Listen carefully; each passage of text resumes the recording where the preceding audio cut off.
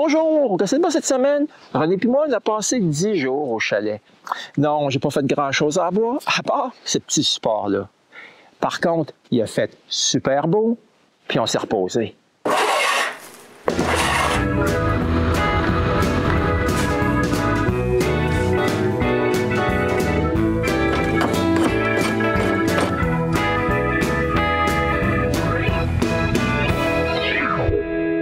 Par contre, je considère qu'on n'est pas vraiment en vacances avant de rouler pour 220 km et qu'on quitte le chemin pavé. Maintenant, on est officiellement en vacances. Ouais, mais comme d'habitude, à ce temps-ci de l'année, on retrouve énormément de camions qui transportent du bois. Ce qui veut dire un chemin pas si mal et bien sablé. Quand on quitte le chemin que les camions empruntent, il n'y a plus de sable. Et c'est une bonne chose, parce que ces maudits camions-là ont réussi à me garrocher 2 roches dans mon pare-brise, et voilà le résultat. Après 5 heures de route, on est finalement arrivé à Pourvoirie, où on a stationné notre camion. C'est le temps de descendre la motoneige et tout préparer pour le départ vers le chalet. Donc, le rat aveugle de René. Comme on aime bien le trouble, il y a 2 mois, René a adopté un autre rat. Faut même le porter comme on peut. Une chance pour moi qu'elle n'a pas tombé en amour avec un labrador pour guider son chien aveugle. C'est maintenant le départ vers le chalet.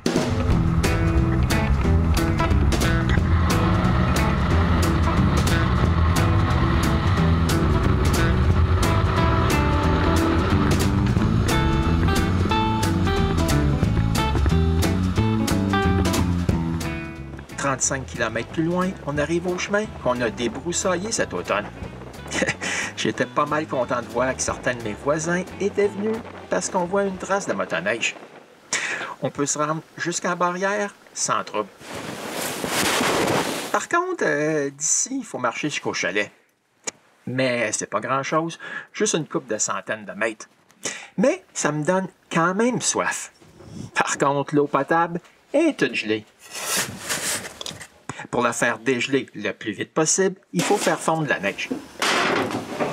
Pendant que ça fond, j'allume le brûleur au propane. Ça réchauffe vite. Mais il faut aussi allumer le feu. Mais c'est quand même pas si pire. C'est juste -4 dans le chalet et 0 dehors. C'est la raison pour laquelle René est resté dehors pour pelleter un peu pour pouvoir aller à Bécosse. Par contre, il ne faut pas espérer aucune aide de ces 2 tas de poêles-là. Quand finalement l'eau tourne en sludge, c'est le temps de mettre une bouteille d'eau à dégeler. Mais c'est pas fini. Je vais apporter ma motoneige ici. C'est donc le temps de compacter un peu de neige. Voilà, le travail est fait. Ce qui veut dire que je peux maintenant facilement stationner la motoneige là où on stationne le camion le reste de l'année. Quand tout est rentré dans le chalet, on peut se reposer un peu. Ouais, on s'est quand même levé avant 4 heures du matin. Mais c'est juste le lendemain que je réalise que nos panneaux solaires sont un peu obstrués par la neige. Ouais, mes batteries ne chargeront pas beaucoup ce jour-là. Pourtant, il y a une bonne pente sur mes panneaux. C'est pas comme ceux des fermes de panneaux solaires sur les lacs en France. Ça paraît qu'il fait chaud et qu'il n'y a pas d'accumulation de neige dans ces coins-là. Par contre, je peux pas dire qu'il y a beaucoup de neige cette année. Dans une année normale, mon totem aurait eu 7 épaisseurs de neige dessus. Si vous croyez que j'exagère, voici une image que j'ai filmée au cours d'un autre hiver. Là, il y avait de la neige à faire rêver. Par contre, on n'avait pas fini de déblayer les trottoirs la veille.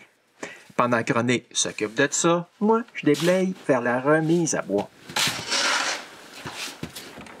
Bon, maintenant, on va pouvoir rentrer du bois. Mais par contre, moi, je dois encore pelleter un peu de neige. Mais cette fois, devant la remise du puits. Avec la neige enlevée devant la porte, je peux pomper de l'eau.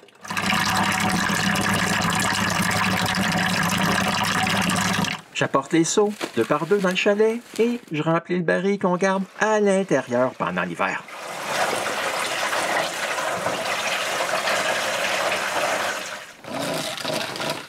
Maintenant, on a de l'eau pour laver la vaisselle. Quand toutes les tâches sont terminées, je peux, enfin, partir en motoneige.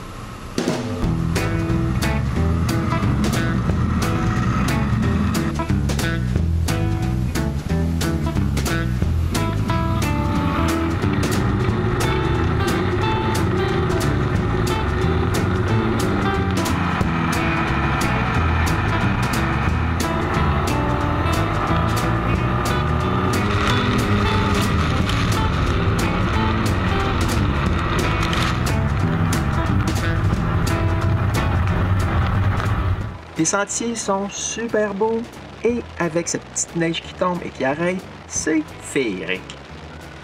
Ouais, mais c'est pas toujours beau comme on peut bien le voir ici. J'avais filmé quand j'ai passé ce ruisseau, mais c'est à ce moment-là que ma caméra a rendu l'âme. Je profite du fait que ma motoneige a compacté la neige pour prendre des marches à l'endroit où j'ai passé. Généralement, je suis seul, mais j'ai aussi apporté avec moi le nouveau rat de René. Ça faisait un bon petit bout de temps que j'avais pas pris de marche avec un animal hideux. Mais quand vient le temps de prendre une marche sur le lac, c'est une autre histoire avec le 50 cm de neige. Il faut mettre nos raquettes si on veut se déplacer. Comme vous pouvez voir, j'ouvre le chemin. Comme ça, René a juste à marcher dans mes traces. C'est bien plus facile pour elle. Et comme vous pouvez voir, on n'est pas les seuls à aimer se promener sans neige sur le lac. Ouais, je suis pas sûr à 100%, mais on me dit que c'est des traces de loutre. C'est la première fois qu'on rencontre ce genre de traces en hiver. Par contre, pas ceux-là. Elles sont vraiment plus grosses que celles que je viens de vous montrer. Mais pas aussi grosses que le sentier qu'un de mes voisins a fait pour se déplacer en sécurité sur le lac. En passant toujours à la même place, ça donne une surface dure. Autrement, on n'a pas besoin d'aller bien loin pour rouler sur 10 à 15 cm de slotch.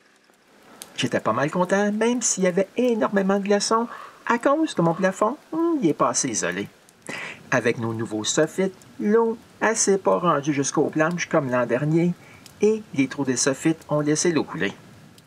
Ouais, on a pas mal chauffé. Voici quelques mesures de température que j'ai prises le matin. Vers la fin de notre séjour, il faisait vraiment plus chaud. Mais avec toutes ces nuits froides, on passait notre bois de chauffage assez vite. Ce qui veut dire qu'à chaque 3 jours, il fallait rentrer du bois.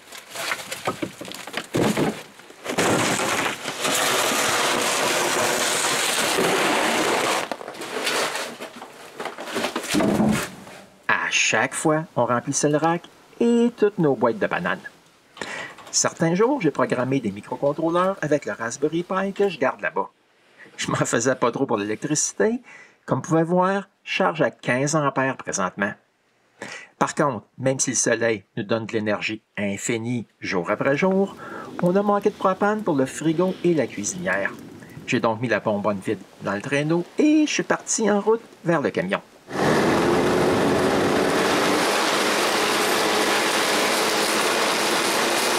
Je mets la bonbonne dans la boîte et c'est le retour.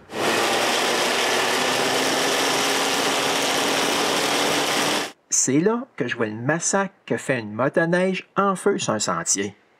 Non, les pompiers viennent pas. On doit tout laisser brûler. Mais vous en faites pas, c'est pas la mienne. On a eu une coupe de bris pendant notre séjour, comme la poignée de notre porte et comme j'ai dit tantôt, cette petite caméra. Pour pouvoir continuer à filmer en motoneige, je vais fabriquer un support pour ma caméra avec ce bout de boulot. Par contre, le bout n'est pas vraiment droit. J'arrange ça.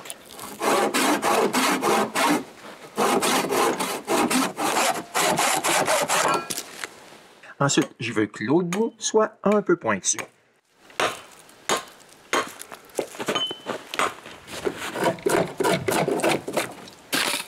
Bravo!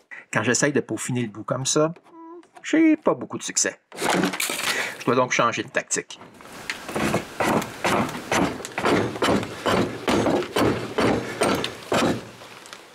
OK, c'est loin d'être une œuvre d'art, mais ça va faire l'affaire. Par contre, il me manque le trou pour le boulon qui va retenir la caméra.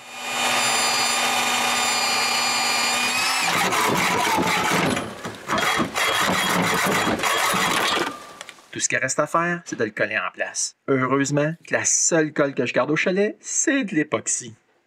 Je peux donc coller ça en toute quiétude. Et voilà, le travail est terminé. La caméra se visse en place et le bout un peu pointu peut être planté dans la neige. La seule chose normale à faire, c'est de l'essayer.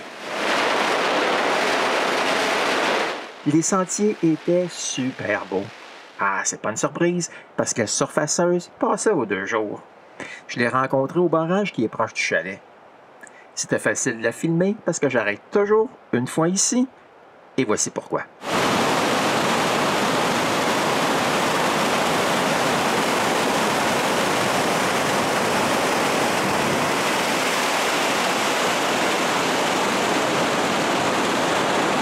Par contre, juste après le barrage, je prends un sentier non surfacé. Ah, c'est pas aussi beau. 20 km plus loin, j'arrive à un second barrage. Celui-là, il n'est pas aussi beau que l'autre.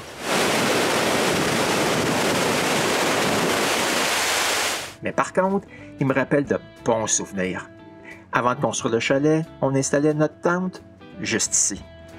De là, je continue et je me rends à un gros chemin forestier. Passer là-dessus en motoneige, c'est chercher le trouble. C'est la raison pour laquelle je bascule mes roues. Comme ça, je n'abîmerai pas mes skis. Par contre, ça avance pas très vite.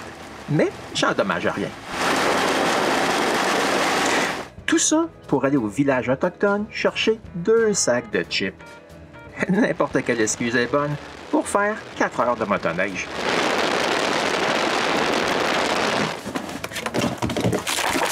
Mais malheureusement, après 10 jours, il faut revenir à la maison.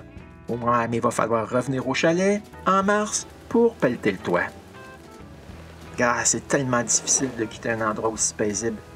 Le seul bruit là-bas, c'est les écureuils puis une coupe d'oiseaux. Mais le retour veut aussi dire repacter toutes les choses que René veut rapporter à la maison. Et c'est le départ vers le camion. C'était notre séjour au chalet au début du mois de février. J'espère que je vous ai pas trop ennuyé et on se revoit bientôt pour un autre épisode du Gosseux de bois.